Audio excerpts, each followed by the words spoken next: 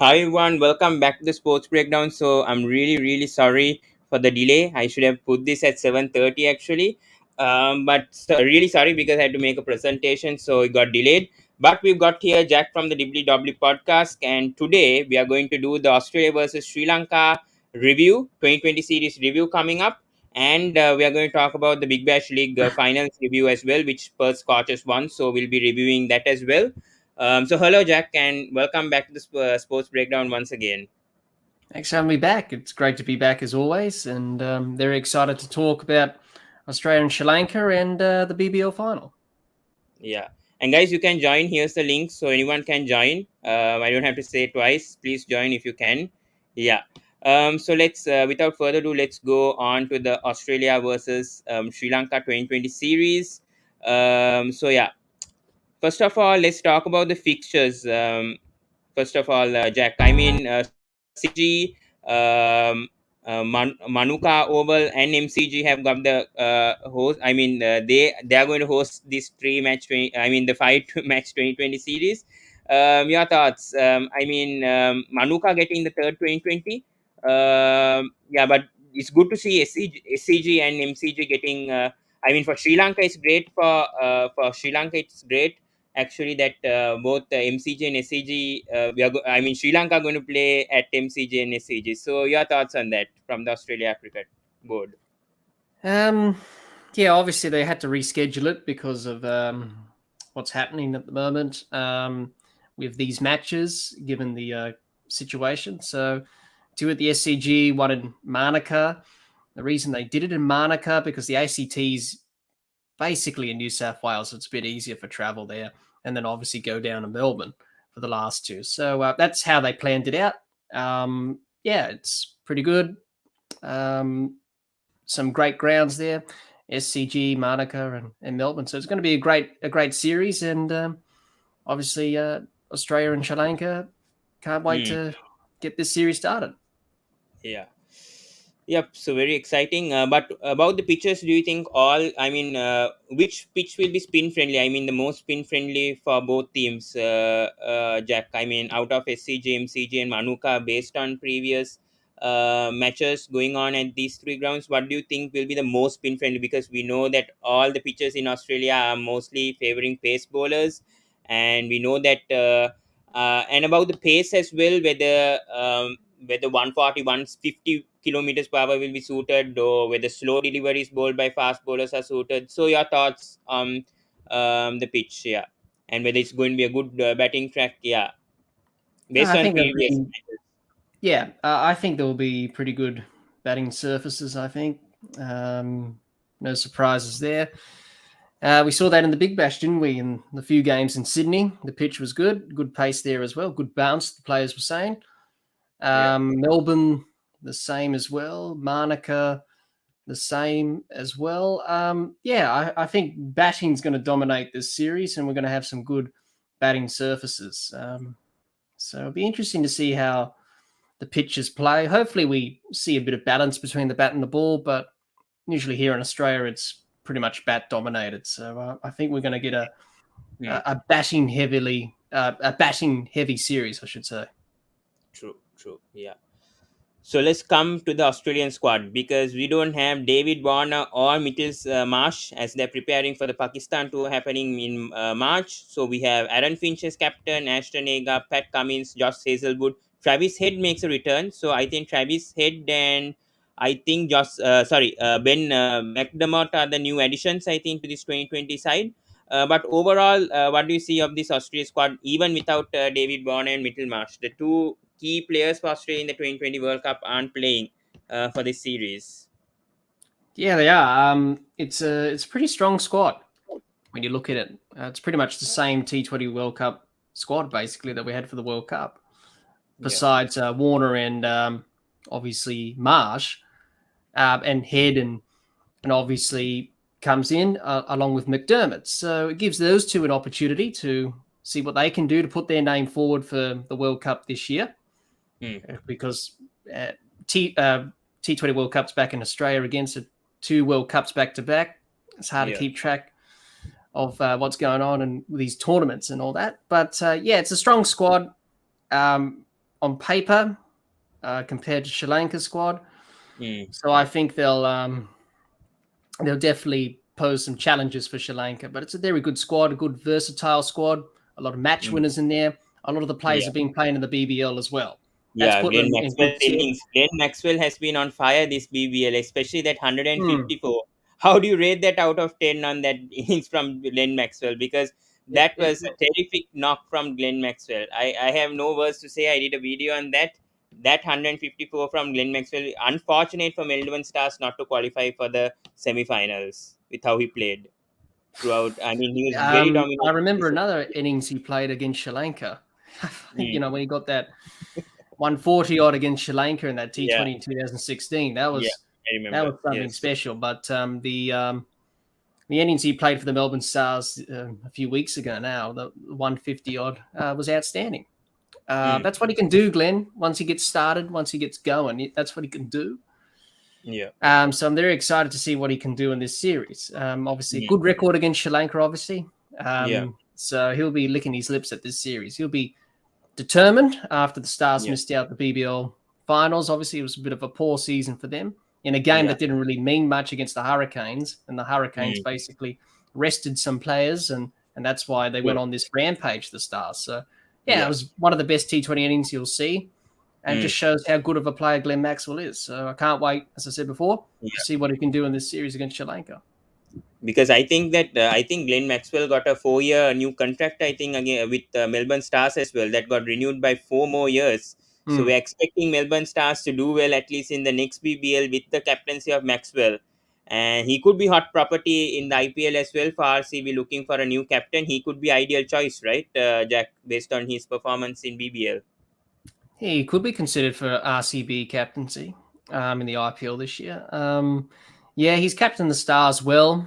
Unfortunately, they haven't really performed well. And obviously, they were, hit pretty badly with what's going on at the moment and depleted at times. But, he led well. He only did the best he could. So, he's got leadership qualities, no doubt about that. He's a leader within the Australian team and for the Stars and any team he plays in. So I can't see why not. He would be considered to be the potential successor from Virat Kohli as RCB's captain in this IPL. I agree. Let's go to the strengths and weaknesses of Team Australia. I don't have much weaknesses to tell. I just found out some from some sources and from my knowledge also. I don't think the ICC ranking really determines where Australia are right now, because I think they should be number 1 or number 2 with how they performed in the 2020 World Cup, because I feel like they put some. I think they put a second XI obviously to play against Bangladesh. So I really can't. We can't determine their ranking. Right now, right? Jack being number 6. I really don't know what the ICC are doing right now with the rankings. It's ridiculous. It doesn't really reflect how Australia's played. The rankings, they can be a bit misleading at times. They don't really have a gauge of how a team's performing or playing.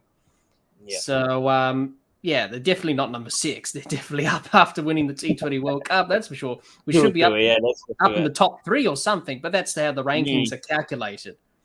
And so we have, it's not a true reflection, as you said. So we have Yatharth, who's from cricket coverage. So we can introduce him to Jack also. So hi Yatharth, you're back.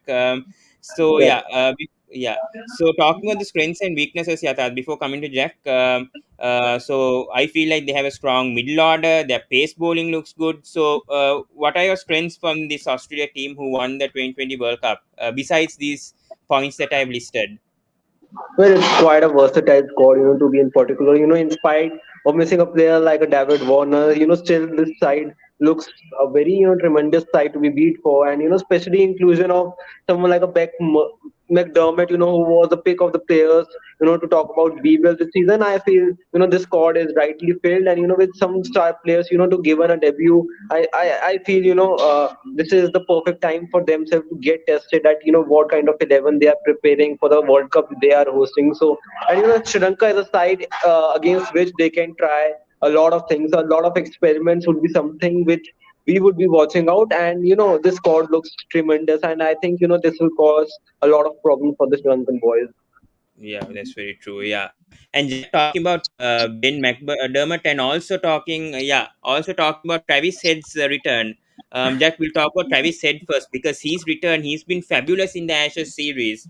But what was the inclusion of Travis Head to the 2020 side? Because that's a mystery. I mean, we haven't seen. I know that he played for the Adelaide Strikers, if I'm not Yes. mistaken, right? Yeah, Travis Head. Yeah. yeah. So, what was the inclusion of Travis Head, and how will he fit in this playing 11 for Australia if he's given a chance?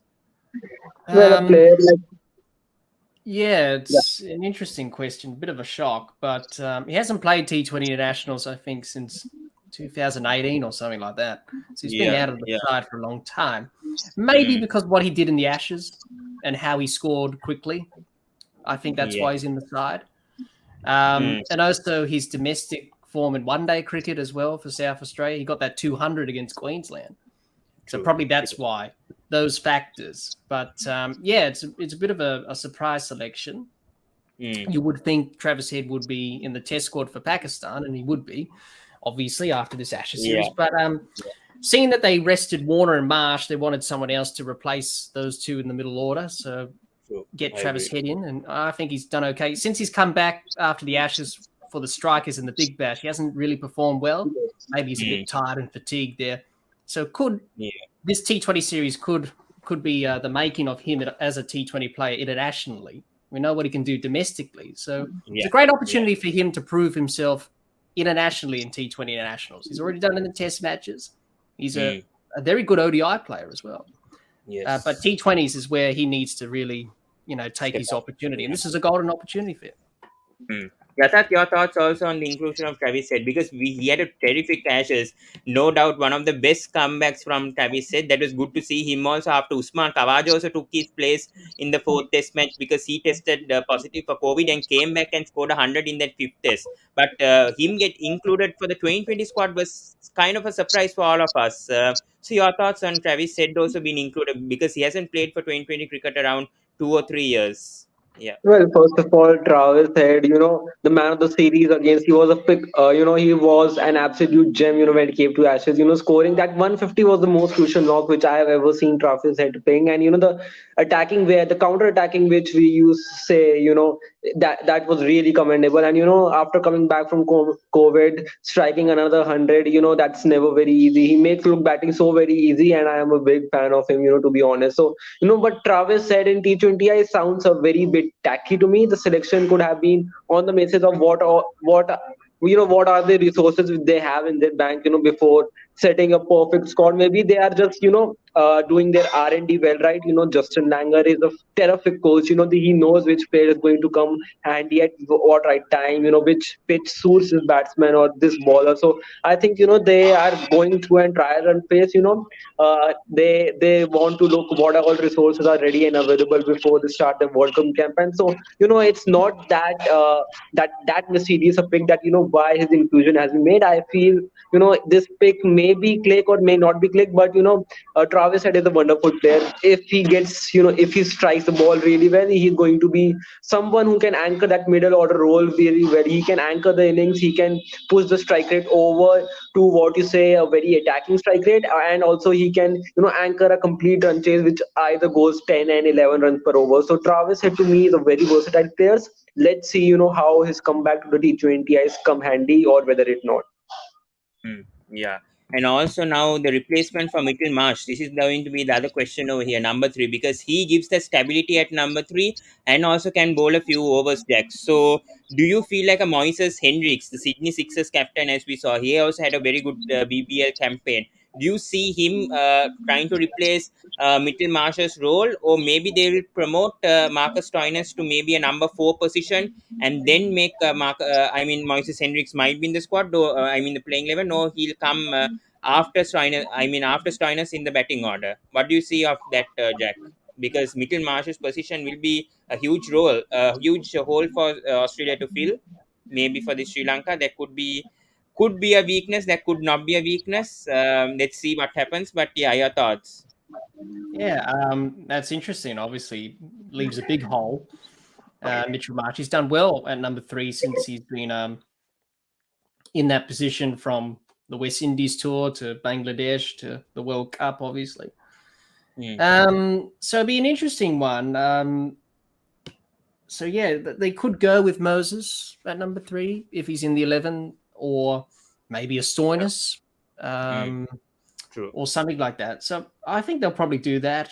But I think they have Steve Smith as well. Also, I think. Yeah, they've but, got Steve Smith as well.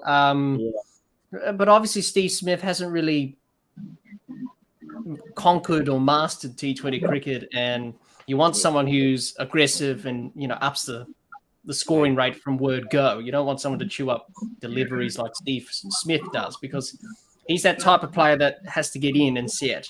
In T20 cricket, you need to go from ball one. So someone like a Stoinis or maybe even Glenn Maxwell could bat at number 3. Who knows? Who knows what Australia would do? But it's an interesting question, because without Mitchell Marsh there, who bats at number 3, which is a crucial position in the batting order? Yeah, because since I think 2021, the West Indies tour, I mean, Mitchell Marsh has been really, really good in form, especially with the bat, and he's solidified that number 3 position. We saw that in the 2020 World Cup as well, and luckily he's not injured. I hope he doesn't get injured now. Fingers crossed, nothing happens to Mitchell Marsh, because whenever he goes to the IPL, something happens to Mitchell Marsh. So hopefully this year and all, I hope he'll be fit and he can play for Australia for more years. But yeah, coming to the captain now, the weakness I found about is Aaron Finch, actually, because Aaron Finch, the captain itself, hasn't performed much recently. We know the innings that he has played, the 150, I think, if I'm not mistaken, against England. He's played some crucial knocks, Yatat. But your thoughts on Aaron Finch? I mean, as a captain, he's led the team well, but I feel like he's sort of like a Ian Morgan, I would say, but in the recent 1 or 2 years. But do you expect Aaron Finch to come back to form against Sri Lanka in this tour? Well, first of all, to talk about Aaron Finn, the captain, I don't think that he has done supremely well, because all the decisions come from the backhand of JL. He runs the team on certain basics. So when you talk about Aaron Finn, the captain, he has done satisfactory. When while implementing the plan and executing the plan, which is a major part of what you discuss and what you prevail. So he has done satisfactory and done a decent job there. But Aaron Finn, the batsman, in the recent times sometimes looks in runs, sometimes looks out of runs, but he's out of confidence from a long of time. Even in the big bash, he wasn't coming handy. He played for Melbourne horrible, Renegades. Melbourne Rangers, and his batting looks really very dicey. Me sometimes he is going to click and sometimes he's not.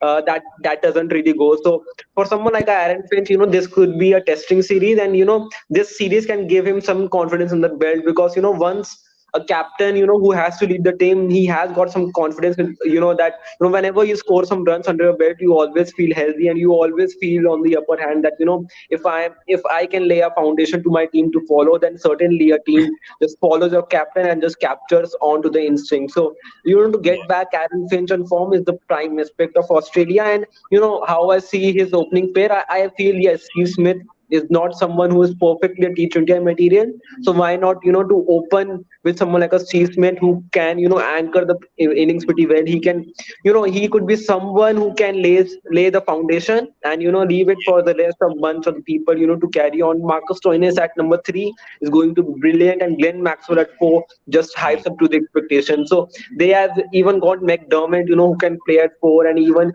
Maxwell can go a bit down and finish the innings and, just carve the innings on the way. So it's going to be very interesting how they field their 11. Yeah. And Jack, your thoughts also on Aaron Finch as a captain and Aaron Finch as a batsman, because recently for Melbourne Renegades, we saw in the BBL he actually struggled, and I think, if I'm not mistaken, Renegades finished last once again. So your thoughts on his recent form, because the T20 World Cup, only 1 or 2 innings, I think against Sri Lanka, he had a very explosive start, if I'm not mistaken, in that chase. But otherwise, we haven't seen that explosive innings that Aaron Finch usually plays back in 2014, 15, 16, that prime period of Aaron Finch. So your thoughts on that, Jack? Yeah, it's an interesting question on that, about Aaron Finch's form. Well, I'll touch on his batting first before I touch on his captaincy. With his batting, with the Renegades in this BBL, he did struggle. He played some good shots, got some good starts, didn't convert them, and the Renegades performed badly. And obviously, he wasn't captain of the Renegades this season. It was Nick Madden was captain. Yeah. So he didn't have that responsibility on his shoulders anymore, which is a good thing. because you don't want to be burdened by captaining the Renegades and then captaining Australia. So his batting, yes, has taken a bit of a dip, but that's like with all batsmen. Once you get to the back end of your career, mid-30s, late 30s, things start to go a little bit. Maybe he's, certain things are just not working as well as they used to, like back in 2013 when he got that 150 odd against England. And then, things haven't really clicked, gelled. He's still doing the things that he's been doing preparation-wise, routines when he's batting, but sometimes it just doesn't come together. So hopefully for him, it does click and he can score runs for Australia because, probably we are getting towards that time of retirement for Aaron Finch. The 50-over World Cups next year. So that's probably his last hurrah. This T20 World Cup here in Australia is the last hurrah for him. So for him, it's just about trying to contribute as much as he can with the bat, as long as he's in the team as captain. And once he decides to give it up, then obviously he's had a good career. His captaincy, I think he's captain okay. He could have done things a little bit better, but I thought he captained well during the T20 World Cup, kept the morale up of the team when we were, not performing well, especially the game after against England where we got thrashed, and we were able to bounce back. And look what happened there. We won that semi-final against Pakistan, which was a good game. We won the final against New Zealand, which was a clinical performance. So I thought his leadership on and off the field was good. So, he's a good leader. But at the moment, his batting has taken a bit of a dip. But let's hope we can see the best of his batting in this series against Sri Lanka. Yeah. Let's go to the bowling. And I want to talk about the spin attack because they have gone with 3 spinners only in this series, which is Zampa, Ashton Agar can bowl a bit, and obviously Glenn Maxwell, who can bowl 4 overs. We have seen that in the IPL, Yatak. So your thoughts on this spin trio, especially Zampa, who was lethal against Sri Lanka in that 2020 World Cup. He picked up the 2 wickets, 2 or 3 wickets if I'm not mistaken, in UAE. How threatful will these 3 spinners be if I don't know about Ashton Agar, whether he'll play, but Zampa and Maxwell to Sri Lankan batsmen?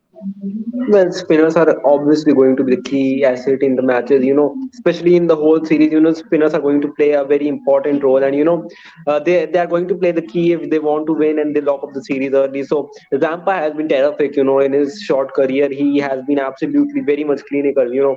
Whenever since that 2017 seasons, the Adam Zampa, it's a bit updated version of him. I find his line length more accurate, and his tactics. He might not be that tactful man, but what he thinks one step ahead of the batsman. That is one aspect which I love about him the most. Ashton Agar, I still haven't find his decision worthy because his batting in Big Bash is just okay, but when it comes to Australian batting in international cricket, I just don't find them handy. And sometimes Ashton Agar can go for a lot of runs. So maybe I thought that Stephen O'Keefe could be that person who had a terrific Big Bash once again. I thought that maybe they could have gone with him.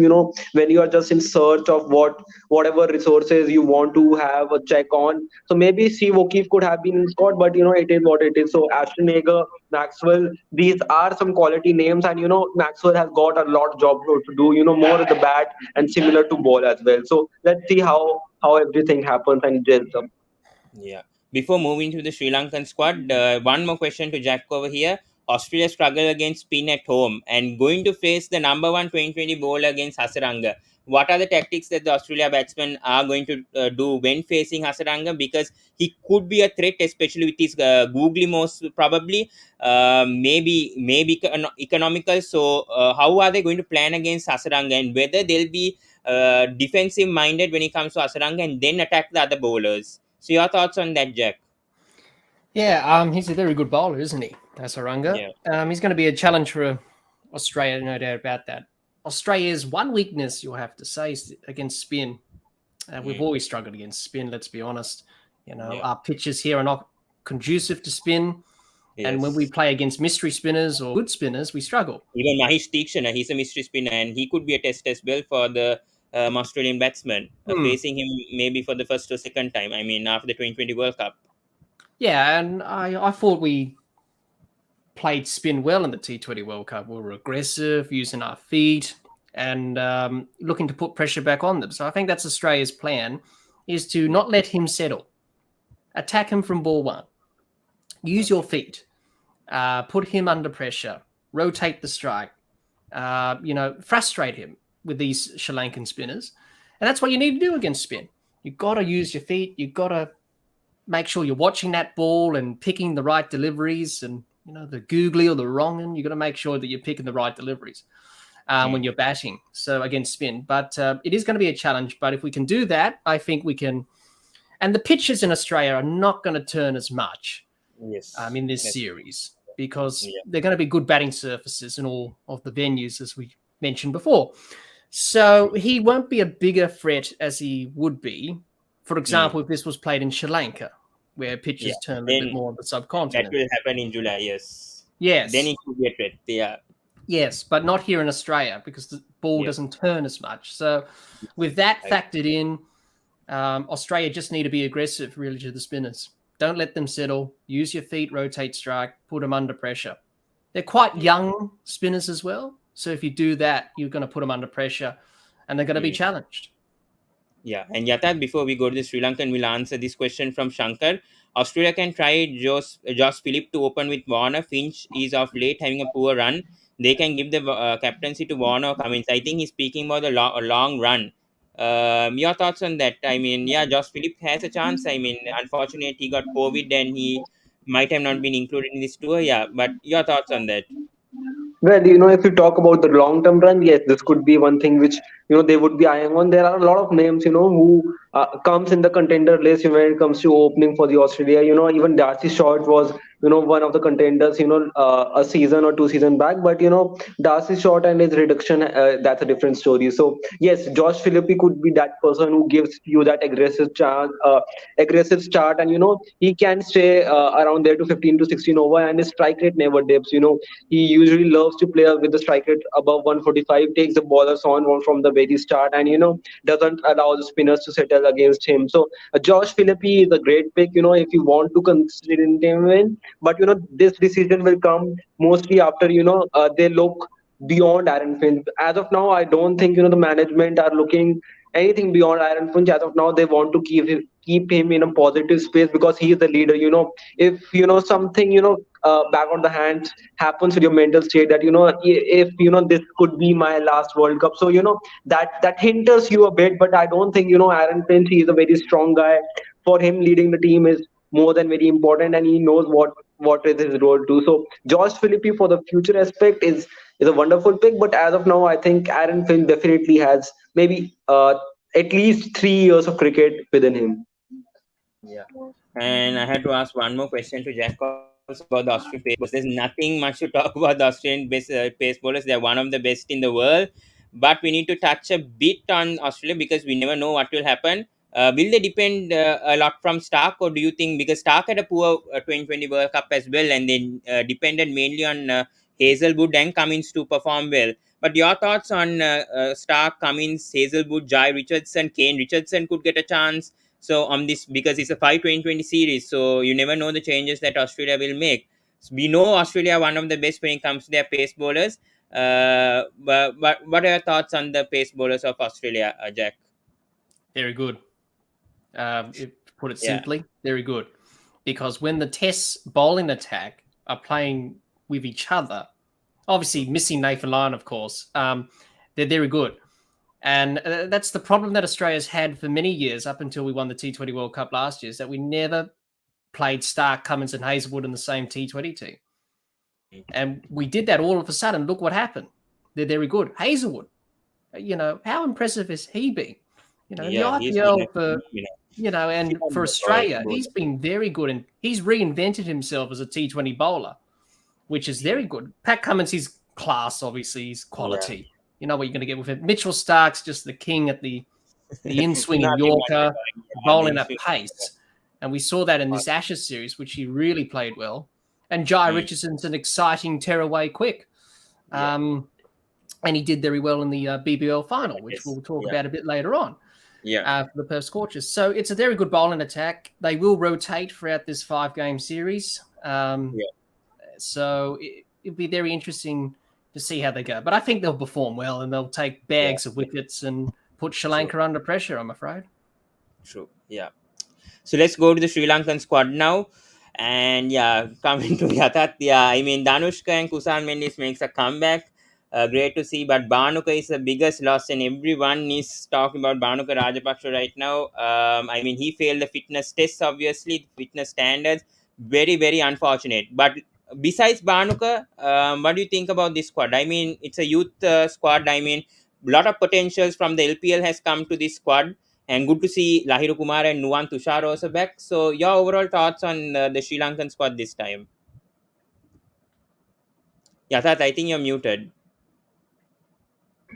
Well, it's a very decent squad to be in particular. The return of Kusal Mendes has always strengthened the squad, and I think Darshan Chanuka, he is in some form. Even with the Zimbabwe, his form was just never dipping. And as a captain, you need a captain to lead from the front, and Darshan Chanuka is, certainly a player who gets himself set for big matches. Even when Indian B team was touring to Sri Lanka, Darshan Chanuka was absolutely excellent with his captaincy and his tactics which he used around. So I think they have got the potential to defeat Australia, but it's going to take a lot out of them.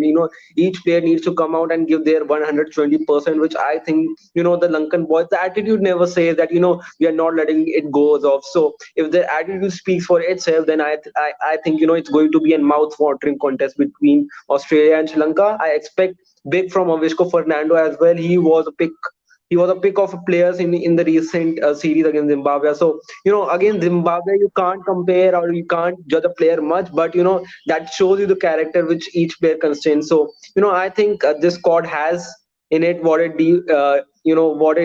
get it set to defeat the Australia at their home. Let's see how they come back, because touring Australia, certainly your body needs 7 8 days to settle in with their time period. So it's going to be harsh, but let's see how it goes on and how it spans. Yeah. And Jack, I have to ask you this: who's going to be the Sri Lankan cricketer that's going to be the biggest threat for Australia, according to you? According to the squad, whether it's going to be Banidu, or whether it's going to be Avishka, Pathum Nisanka, Charith Asalanka, who recently was included in the playing 11 for the ICC 2020 World Cup, I mean, based on his performance. So what are your thoughts? Maybe one or two players who could be a threat for Australia? Obviously looking at the squad, some names I know, other names I haven't seen play, obviously. But it'll be interesting to see how they go in this series. The biggest threat for Australia, if I have to choose one, I think Hasaranga. He's very good.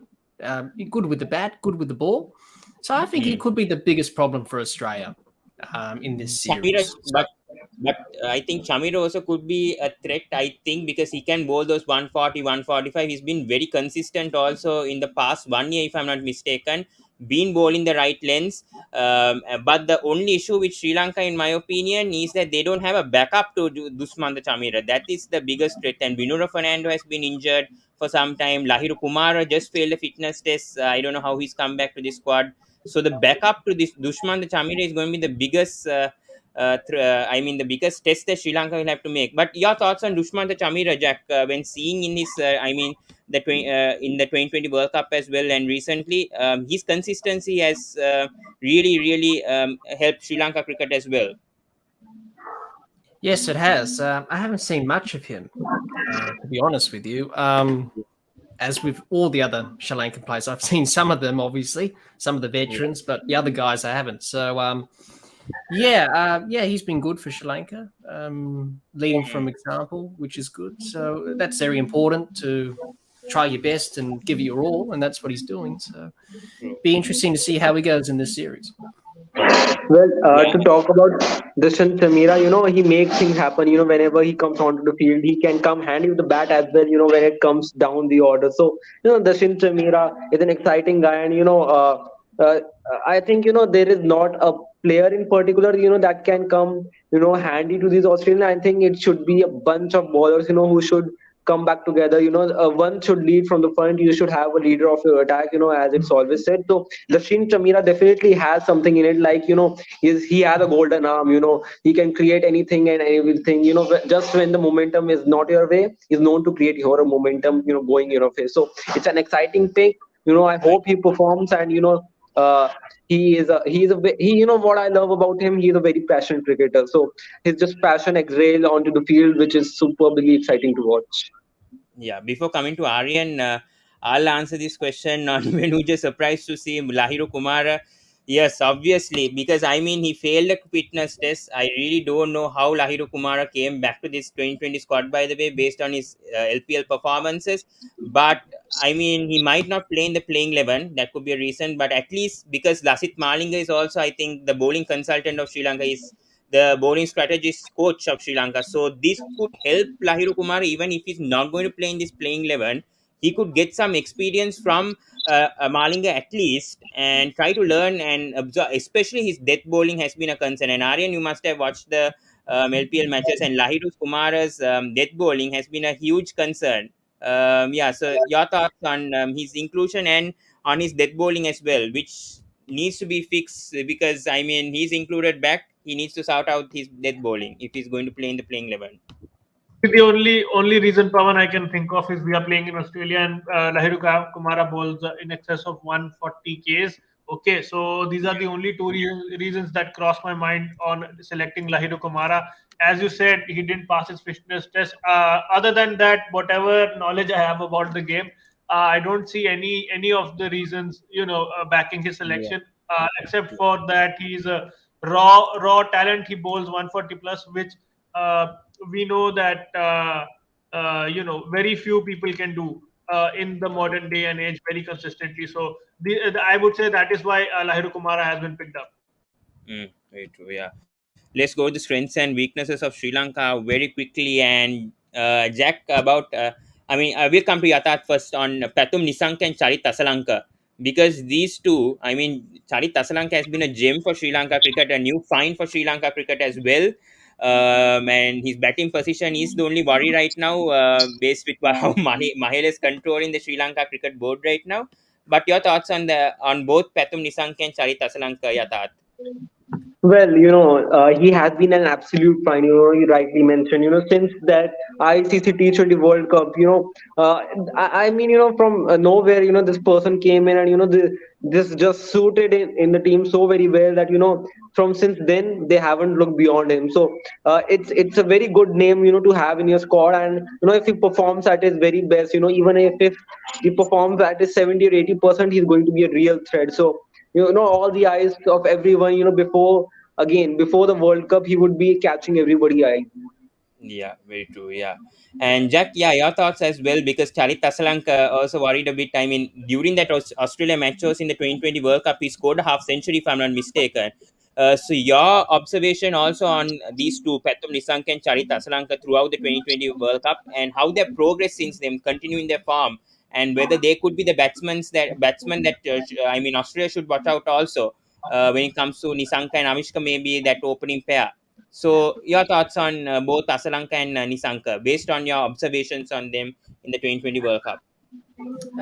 Yeah, they've been very good, I think.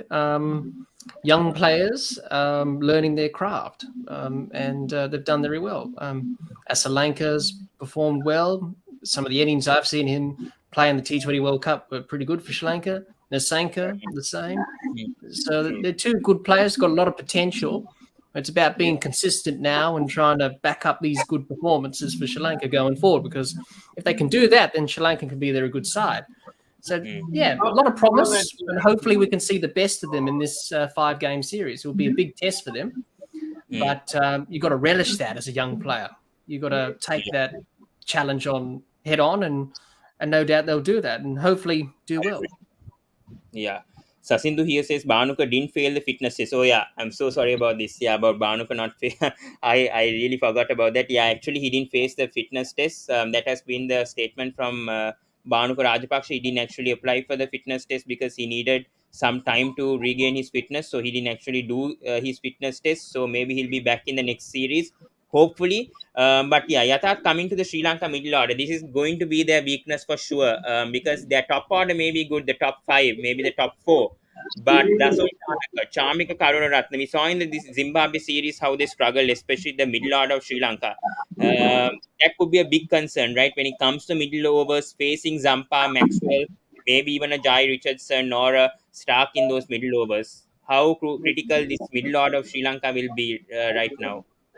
Well, I don't see that as a weakness. Rather, it could be a blessing in a disguise because pitches in Australia. You just had a BBL season on all the very pitches. You covered each and every ground, so the pitches has already very much been used. The balls will likely come on. It won't stick that much. And in Australia, it's known for its extra bounce. So I think they can come really handy with the bat as well. So it's just a matter of when you score runs, you feel healthy, you feel back in form, you feel back in touch. So I think this could be one of their very biggest strengths to be in particular.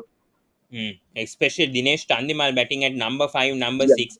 He could be the role. I really want Dinesh Chandimal to bat at number 5, number 6, and maybe prove Australia wrong as well, because recently in the Zimbabwe series, he batted at number 4. And that was a question for me, especially with his Yes. LPL performances. I would rather back a Chandimal to bat at number 6 and maybe give that finisher's role and maybe worry Australia big, because he's a senior batsman. We can rely on Chandimal performing, and hopefully he does, because Well, taking an example of the India series was how they beat Australia.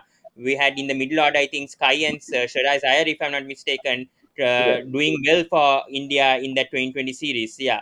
So the Pawan, thought one one, thing, Dinesh Chandimal, he's a very experienced player. So, it's perfect time for him when we rely upon him, we show some trust, we, fix his order at 5th or 6th, a player reliable at that, he is known to finish the games well for his team. So it's just one matter, to know much more game awareness. You're a big player, your expectations are really high when you come onto the bat. So if he comes on to his expectation, what we expect out of him, and he come a little more mature than what we have seen him from the past, because definitely he has got the ability, he has got the talent, and he's really very aggressive. So a player like Dinesh Chandimal can always come very much handy, particularly to talk about a finishing role.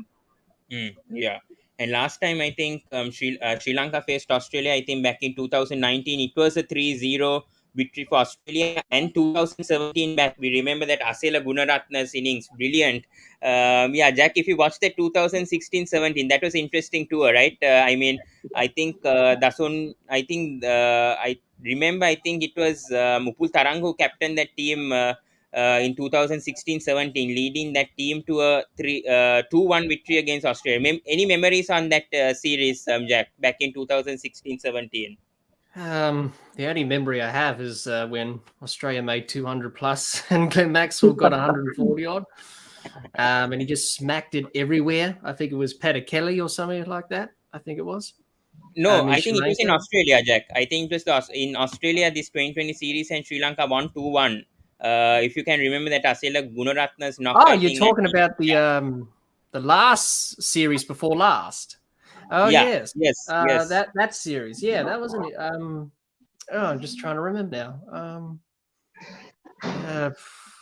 Yeah, it's a long time ago. Yeah, they did come here. Yes, they did win. Yeah. That series. Yeah, it was interesting, that series. Sri Lanka probably maybe they can replicate that performance, because I think they have Dasun Shanak and Kusal Mendis in that side. So they'll really depend on these two to somehow back themselves to do well, because I mean, even in the 2019, I think Vanidu, Avishka, Danushka, Lahiru, and so 6 players have been in this team for the 2019 that got whitewashed by Australia. But this time around, I feel like Sri Lanka do have a chance to at least win 1 or 2, but I feel it's going to be very, very difficult for them to win the series. Yeah. But before we go to the Big Bash, any comments coming up? Yeah, Shankar, you can join if you want. You can join for sure. And Mark here says Warner fears Hasaranga, but unfortunately, Mark, I think Warner is not in this tour. He's actually preparing for the Pakistan tour, so we won't see a Warner versus Hasaranga. I was trying to make a slide on Warner versus Hasaranga, but unfortunately, Warner is not playing in this tour. Otherwise, it would have been a very interesting battle, right, Jack? Warner versus Hasaranga battle. It would have been. Yeah, but if Warner's playing, but he's not playing, so we're not going to see that battle, unfortunately. Yeah. So shall we go to the playing 11, guys, for both Australia and Sri Lanka right now? First of all, the Australia playing 11, Jack. If you got it in mind, maybe I'll go back to the squad. Who would be your ideal playing 11 for the first 2020 or even the 5 2020s coming up? Who would be your ideal playing 11? All right. Well, Finch, number one, Yeah. opening. Number two will probably be McDermott, given his form at the Big Bash for the Hurricanes. Yeah. Number three. Oh, number three. Maybe either Smith or Enriques, maybe. Number four, obviously Maxwell. Number five, Stornis. Number six, who else we got? Who's going to come in at number six? I don't know, maybe Matthew Wade, maybe. Yeah, maybe. Yeah. Wade at six. And he'll probably be keeper as well, I'm guessing. Or Josh Inglis. Number seven. Oh, and number seven. Who's going to come in at number seven? Gonna be interesting. Yeah. Maybe. Interesting. Let's see. It's very hard. It's such a good squad. It's very hard to choose. Maybe English at 6 and maybe Matthew Wade at 7. That could be option. Yeah. Josh Inglis, probably will give him a go. He hasn't debuted yet. So that's but for sure, I think Matthew Wade will be keeping. But I think they can make English come at 6 and then Wade come at 7. If possible, and obviously the bowlers pretty much explains itself. Hazelwood, Cummins, Stark, and Zampa. Yeah, and probably either Jai Richardson for that last spot. Yeah, so that could be Australia's potential 11 for the first game, and probably throughout the series they rotate in the series. So there's no point. But Ratat, you'll change your playing 11 or you have a different playing 11 for Australia? Well, quite a few. I'll go with Finch and Wade to open the innings for me because Wade at middle order. I think you're wasting someone of your great players. He has got the potential to play at the top of the order. So I'll play Finch at 1. At 2, I got Matthew Wade. At 3, Steve Smith. I think he deserves a chance. For whatever he has done. Maybe let's see and find out how he comes out. At 3, I got Steve Smith. At 4, Marcus Stoinis. At 5, I'll have a Josh Inglis. At 6, Glenn Maxwell. At 7, Ashton Agar. 8, Adam Zampa. So 9, 10, 11, Stark, Josh Hazelwood, and I'll have a toss-up between Pat Cummins and Jai Richardson. Toss-up just because Pat Cummins had a huge role to play in the Ashes. So maybe just to recommend with his workload. Otherwise, Pat Cummins is a terrific name. So either Pat Cummins plays or Jai Richardson. True. Yeah. So for me, I will go with Finch and McDermott. I think McDermott deserves a chance after how he performed in Hobart Hurricanes. Yeah. Number 3, I would go with the Steve Smith, as Yatharth said, because I want to see how he plays. It's a good chance for him also to capitalize, seeing how he performed. How he transformed as a test player to a 2020 player, because we haven't seen how he performs in the 2020 circuit. So let's see how Steve Smith adapts at number 3. Number 4, I'll go with the Maxwell. Before Stoinis, I think Maxwell gives that power hitting and he can anchor the innings as well. At a number 4, he can be a power hitter and can be defensive as well. So he can be both minded. And he's really good at that. So I'll go number 4 with Maxwell. Number 5, I'll actually go with the Stoinis. Number 6, I like to see Matthew Wade being the wicket keeper. I'll stick with Matthew Wade at 6. And 7, I would go with Josh Inglis, in my opinion. I think he deserves a chance as well. My 4 bowlers, like what Jack said, it's going to be Hazelwood, Cummins, Stark, and Zampa. Yeah. But yes, let's go. Mark here says that's why he's not playing. He's running scared. I don't think so, Mark. I think David Warner might be focused on that Pakistan tour, because I think there's points to be played in that ODI series. All 3 series are also coming up. So I feel like I don't think Warner is trying to be scared of the Sri Lanka team. Why does he have to be scared when he's the man of the tournament in the 2020 World Cup? There's no question about that, about David Warner. Yeah. But Shankar sir, who's your playing 11? Do you agree with us, or you have any changes? Hi Pawan and hi Jack and Yatharth. Actually, if you see I don't think Steve Smith and Travis Head can find a place in the Australian T20 squad, going by their performance. Of late, Okay. I don't find Travis Head having any good innings to showcase his talent in the T20 side. So it will be better off if Australia plays their regular T20 stars instead of, you say, Steven Smith and Travis Head. I think they are only for the Test series. So as far as T20 series is concerned, I think even Aaron Finch, in the longer run, I don't think he will be there in the Australian squad. They'll have to regroup, actually. They got a few good players. I think Warner and Josh Phillip can form an excellent pair.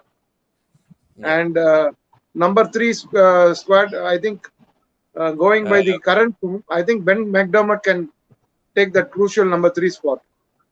And number 4 and number 5, I will go with Moses Hendricks, because he's a useful bowler who can bowl a few overs, say 2-3 overs in the T20 format.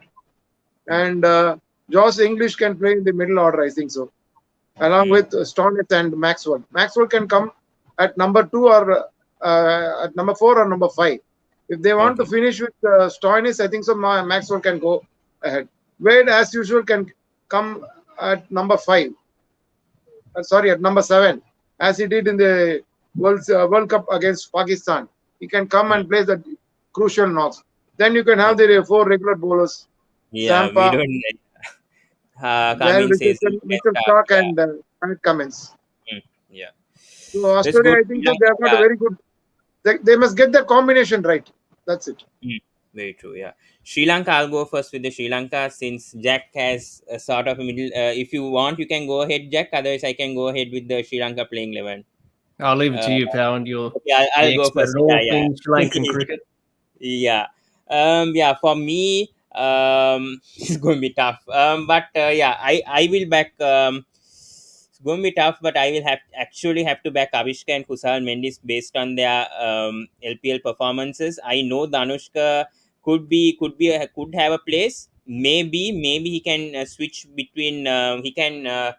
I don't know when the series. I mean, it's a 5-match 2020, but for the first 2020, I would like to see Avishka and Kusal Mendis open, because we know how good this combo is. I know Kusal Mendis has been criticized a lot in the ODI series, but in 2020s we saw in the LPL he was more consistent than Danushka. I will definitely give Danushka a chance, but maybe in the third or fourth. So maybe rotate between Kusal and Danushka for me between the 5-match ODI 2020 series. So Danushka also will be in the frame.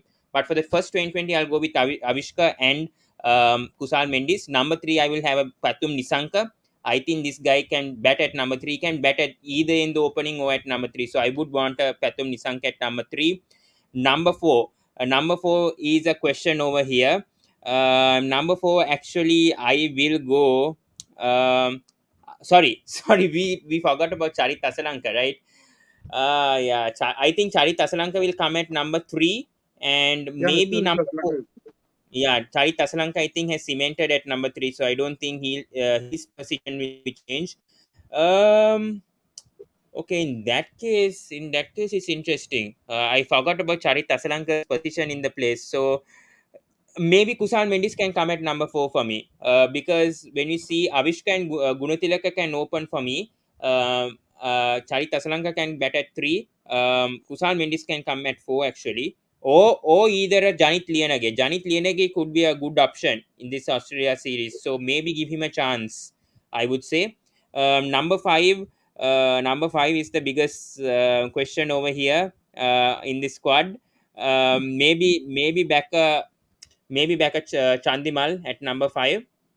Number 5, Chandimal. Number 6, I will go with Dasun Shanaka, the captain. Number 7, I'll go with Banidu Hasaranga.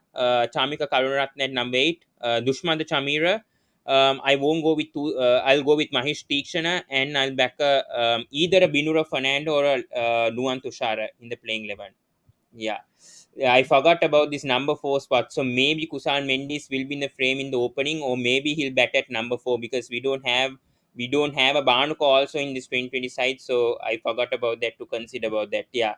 But Shankar sir, you're playing 11. And Rohan said, will Pathum fit in this 11 to start with? I think so. I think he can bat at number 3 in my opinion. But your thoughts, Shankar? Yeah, I think I'll open with Avishka and Kusal Mendis. Okay. And I think number 3 spot, Asalanka can take the number 3 spot. Yeah. Then you have Dinesh Chandimal at number 4. Okay. And number 5, I'll go with. Yeah, that's that's the problem. Yeah. Yeah, Patum Nisanka, I can play him at number 5.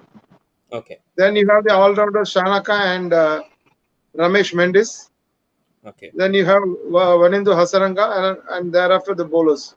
Lahiru Kumara, Dushmanta Chamira and Mahesh Deekshana. Yeah. Jack, have you figured out a playing 11 for Sri Lanka, or we can go to the Big Bash? I think we can go to the Big Bash. Yeah, let's go to the Big Bash. Let's go to the Big Bash. One question to Jack. Why isn't Mitchell Marsh in the squad to face the Sri Lankans? Cricket Australia said because he's preparing for Pakistan, being rested. For Pakistan, yeah, getting ready for the Pakistan. Same with David Warner as well. That's the reasoning behind that. Most people would disagree with that because he's been playing really well in the Big Bash. But they just wanted to plan ahead and get ready for that because it's quite a busy few months, really, for him in particular and for Australia. But once Mitchell Marsh comes in, he'll be at the number 3 spot. I'm sure for that. Yes, absolutely. He will. Yeah. He'll flop. He's done reasonably well. Yeah. Done well for Australia as well as for Perth Scorchers. Yes. Pathum is not working at number 5. Maybe, but the Shankar's thought over there. I do disagree on that. Pathum might not bat at number 5, but that's Shankar's thoughts. And yeah, maybe Pathum can fit at number 5, but I don't feel that Sri Lanka will take a risk. Maybe a Chandimal will fit at number 5, in my opinion, and maybe Danushka will get a chance, in my opinion. Yeah. But what a match. Perth Scorchers winning the 4th Big Bash League title, finally ending Sydney Sixers' dominant run. Were going to win the 3rd Big Bash League title, but unfortunately they didn't. And Andrew Tye, I think, got a dream hat-trick in the final. So your overall thoughts in the final, Jack? Pretty much one-sided towards the end, really. No, the Scorchers fought well. They struggled at the start. The Sixers played well, bowled well at the start. And were able to come back and win this match. And they've been the best team all year, and they deserve to win. And for the Sixers, they played well at times in this season. Unfortunately, they couldn't get it done tonight, but that's the way it goes. Cricket, T20 cricket, it's whoever's good on the day, and the Scorchers executed better with both bat and ball. I agree. Yeah. Shankar sir, if you watch the Big Bash League final, what are innings from Laurie Evans? I'm really impressed with this guy. I'm very happy for him to bat in the middle order and perform well, because we saw in the LPL last season he performed for Colombo Stars and Colombo Kings that time. He scored 100 in that innings, and this time instead of LPL he's opted to go to the Big Bash League. And what a find is Laurie Evans, man of the match. Does he deserve to get an England spot right now with how he's performing in franchise leagues and maybe on the radar of IPL as well? Yeah, unfortunately, I couldn't watch the Big Bash finals, but I was following the matches, the match in the Crick Buzz and Crick Info. But actually, you see, Perth Scorchers has been consistent right to the tournament and also along with the Sixers. But unfortunately, Josh Phillip couldn't play for them. And so they had to, in fact, bring in their assistant coach. That's the question. Yeah, that's the funniest story. Full credit to Sixers for having fought till the last. Very true. Yeah. But Jack, coming back to you also. I mean, what a partnership between Laurie Evans and Ashton Turner. That was the game-changing point, because if I'm not mistaken, Perth Scorchers were like 30 for 4, if I'm not mistaken. But what a match innings turnover here between Laurie Evans and Ashton Turner. 104 of 59. Who would have thought that these two will get along and score make Perth Scorchers score 170 in the final? Yeah, it was a big partnership, wasn't it? A crucial partnership at that time. 4 down for not many. They had to get it to a competitive total, and Yeah. obviously with the match-winning total in the end, 170 plus. But it was very important. Excuse me, very important because you needed to get a partnership going, start rebuilding the innings, take your time, and get back on top of the match, and that's what they did. And the Sydney Sixers probably didn't execute their plans well to them, and they were able to capitalise and score runs really, and then put the Scorchers in a good position. So it was a very crucial partnership where it really mattered the most, and that's what the Perth Scorchers do well. Is they always find a way to come back whenever they're behind in the match, and that's what they did today. And Evans and Turner, the skipper, played well, and obviously they went on to win. So it was a very crucial partnership and a very crucial moment in the match as well. If they got out early, would have been a different result, but they didn't, and the Scorchers won. Yeah. And what your thoughts on the spinners also? The bowling attack of Sydney Sixers. Kerr has been good so far. O'Keefe and Lyon amongst the wickets, but the fast bowlers very disappointing. Especially Dan Christian, expected a bit more, right, from the Sydney Sixers. Especially their fast bowlers, Abbott and Christian, and even a Jackson Bird, who got only 1 over, unfortunately. Yeah, Aaron. Sorry, Jack. Sorry, I'm so sorry, Jack. Yeah, your thoughts on the fast bowlers of the Sydney Sixers? Yes. I thought they bowled well up front. Only Jackson Bird only bowled the 1 over, but they used the X factor there. That's why he bowled the 1 over, because you can't bowl more than 1 over. Otherwise, you can't be subbed out. That's in the rules. I thought they bowled well, especially O'Keefe and Lyon getting those 2 wickets or 4 wickets between them, getting crucial wickets up front. It was an okay performance, but they could have capitalised it if they got, Evans and Turner out early. Unfortunately, they couldn't. They got that partnership and they were able to get to a very competitive total, which in the end was a match-winning score. Yeah.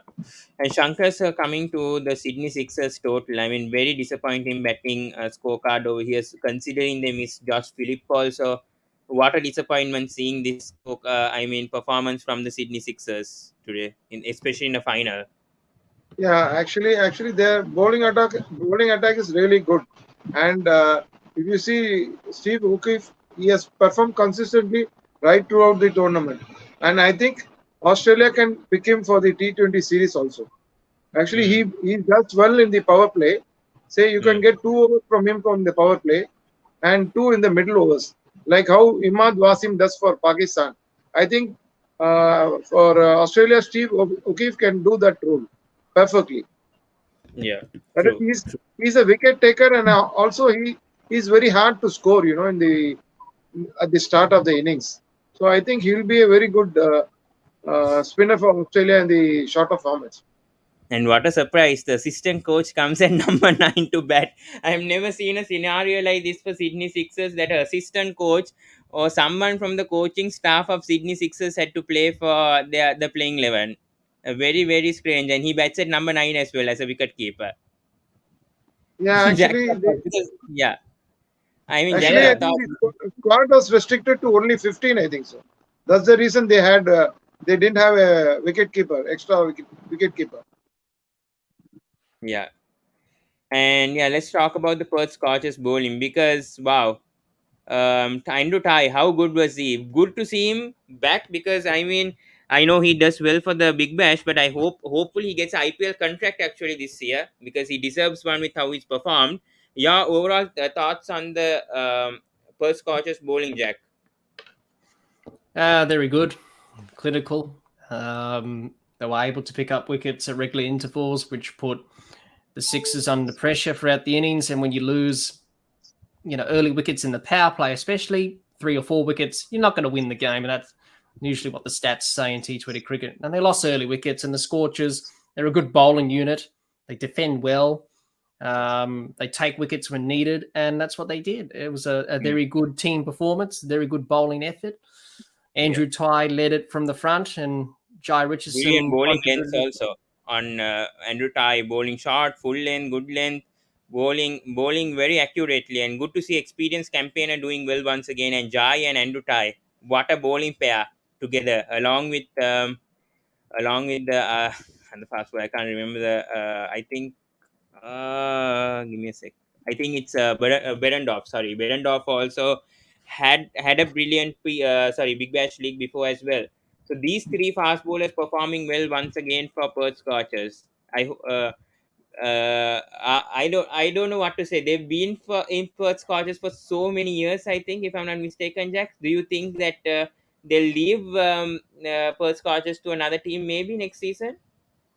No, I don't think they'll leave. I think they'll stay at the Perth Scorchers for the rest of their BBL career because, they've been such a part of that team for so many years, and the success, winning 4 BBL titles now, the most ever. Successful club in BBL history. So, of course, they're not going to leave. They're going to keep them there for as long as they can if their salary and money can allow. But they've been very good for many years, and tonight they really performed where it mattered and contributed to this brilliant win. Yeah, and talking about the spinners also, Jack, before we talk about the predictions of the Australia versus Sri Lanka, Ashton Ega and Hats Zoglu, how impressed were you? And also Ashton Turner also bowling a bit. Yeah, your thoughts on the spin attack also of the Perth Scorchers? Yeah, they were able to take wickets and, slow the runs down a bit and, did that very well throughout the innings. They all contributed well. And it was a brilliant team effort from all of them. But the spinners did their job, came on, took wickets when required, and that's what they did. So it was a very good performance from them tonight. Yeah. And seeing the most runs also, Ben McDermott had a brilliant Big Bash League. Jonathan Wells, we brought in Satwik. Who was the best pick, out of the batsmen for the Big Bash League for you? Who impressed you the most? McDermott any day, and Matt Short. I think so. He's risen his stocks from where he was last season to where he is. He's used as a fifth bowler by Pete Siddle and opens. That's a big achievement. And I think so, John Evans.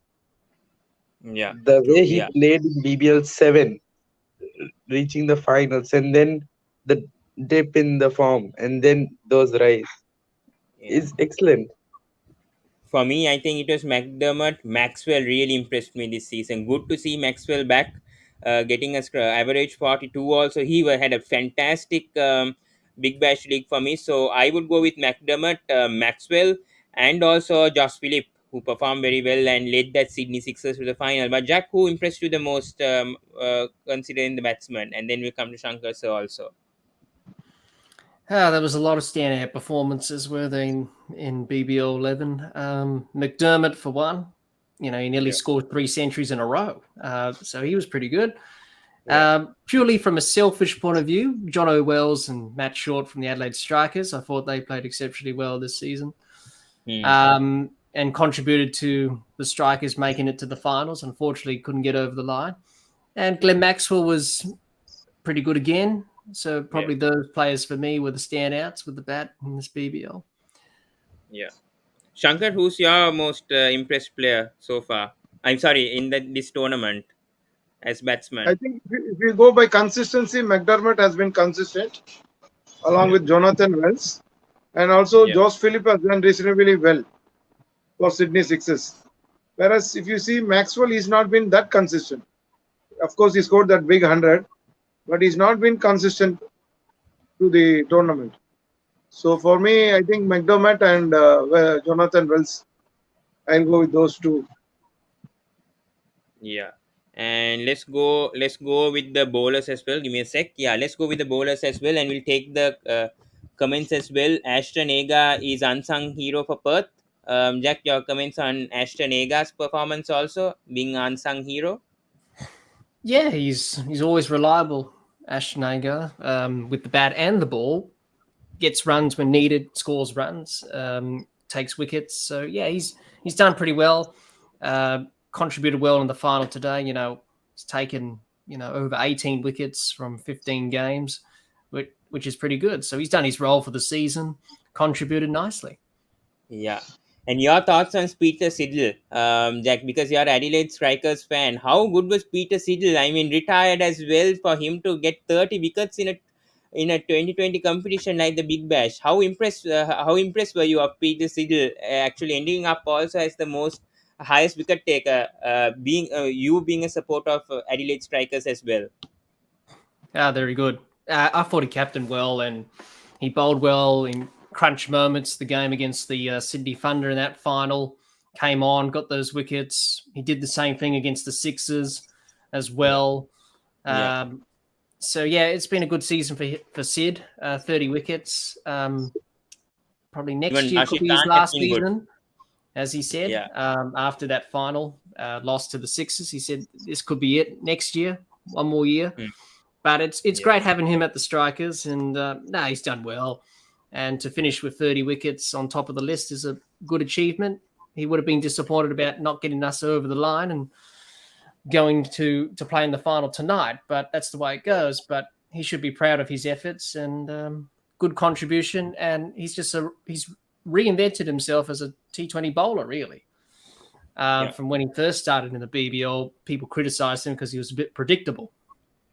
He didn't really change things up, but now he does. Slower balls, Yorkers, the variations he's got. So, yeah, he's been impressive again, Sid.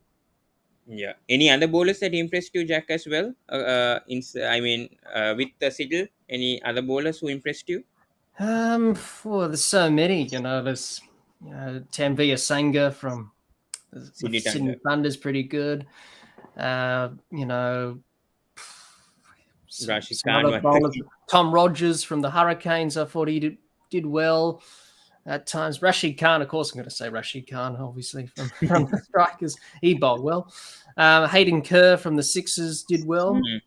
So there's a lot of bowlers who perform well in this BBL. It's hard to choose one, but so many bowlers contributed well for their teams. Yeah. Let's go to the predictions, because otherwise people will be telling why I didn't talk about the predictions as well for the upcoming 2020 series. Starting with Shankar, sir, what is your prediction for this Australia versus Sri Lanka 2020 series before we wrap things up? What result do you expect? 3-0 for Australia. It's a 5-20 series, by the way, Shankar, not 3. 5. Okay, is it 5? Okay, 5-match series. Yeah. Okay. Yeah. 4-1 for Australia. Jack, I think you'll be going for a 5-0 if I'm not mistaken, right? So there's no need. 5-0 for. Yeah. I don't see Sri Lanka winning the game personally. This Australian side's just too strong, so 5-0. Yeah. I think it's either a 4-1 or a 3-2 to Australia. I think Australia are going to be too dominant, even without Warner and Mitchell Marsh. They'll obviously do very well as a side, and I feel that Australia will somehow. They're obviously going to win 100%. It will be either 4-1 or a 3-2. It depends. Let's see, though. Let's see how Australia will. Maybe Sri Lanka can surprise Australia once again, but that's very, very, very unlikely. Yeah. But thank you so much, Jack, once again for joining to the Sports Breakdown. And please do subscribe this Dibbly Dobbly Podcast if you haven't done so. I'll send you the link, guys. It's on the description, so you can go and check his channel out. And please do check his podcast that he does on Spotify, Anchor FM, and on Apple, if I'm not mistaken. So do check his podcast out as well, which he started 2 months or 3 months ago, if I'm not mistaken. Yeah. But Shankar, so also thank you so much, and thank you so much to Yatat and Aryan also for making a feature as well. So yeah, Johan also says 4-1 to Australia. Yeah. So that's it, guys. Thank you so much. Please do subscribe to the Sports Breakdown if you haven't done so.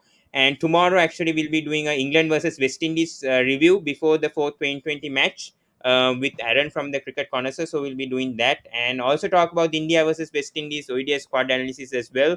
Just today, we wanted to cover the Australia versus Sri Lanka because obviously squads were released on Wednesday. So we wanted to cover that. And let's do post-match analysis for sure on the Sports Breakdown once the series starts on the February 11th. It will collide with the IPL auction, so we'll find a way how we are going to do that. We'll see, because on the 12th and 13th is the auction, so we'll see how we can figure out that. The mega auctions also happening. So yeah, until then, guys, see you guys in the next video. And thank you guys for everyone who's watching right now. 11 people are watching. Thank you so much, guys, and see you in the next video, guys.